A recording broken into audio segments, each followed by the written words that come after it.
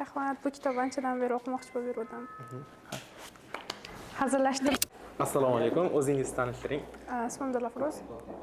Yaxshi Dilafruz. Hozir siz bilan biz bitta ajoyib o'yin o'ynaymiz. O'yinimiz davomida sizga asarlardan keltirilgan parchalar ko'rsataman va ushbu parchalarda bir qancha imloviy xatoliklar keltirilgan bo'ladi. Siz ushbu xatoliklarni topishga harakat qilasiz. Tayyor bo'lsangiz biz boshladik.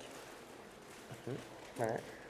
Lekin bilamanki, agar jon dilingdan yaxshi ko'rgan bir ishing bo'lmasa, o'zingdan, o'z hayotingdan kattaroq sening quvonchlaringdan, g'am kulfatlaringdan yuksakroq bir niyating bo'lmasa, yashashingdan ma'no yo'q.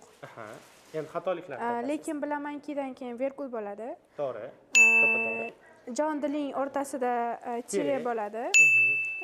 Yaxshi bir ishing bo'lmasa, o'zingdan bo'lib qolgan o bo'ladi. To'g'ri. O'z hayotingdagida ham o bo'ladi.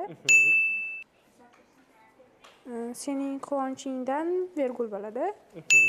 Yaxshi, zo'r. G'am kulfatlaringdan o'rtasida tire bo'ladi. G'amda anaqasi bo'ladi. G'am bo'ladi, g bo'lmaydi. Ya'ni g harfi emas, g'i harfi bo'ladi, to'g'ri. Yuksakroq bir niyating bo'lmasa, yashashingdan ma'no yo'q. Ma'noda belgisi bo'ladi. To'g'ri. Yaxshi Dilafruz, siz bizning o'yinimizdagi barcha xatoliklarga to'g'ri javob berdingiz va hamkorlarimiz Mozi.uz va Sarmoya Books'dan kitob yutib oldingiz. Rahmat. O'yinimizdagi ishtirokingiz uchun rahmat kattakon. Rahmat, bu kitobni anchadan beri o'qimoqchi bo'lib yurdim.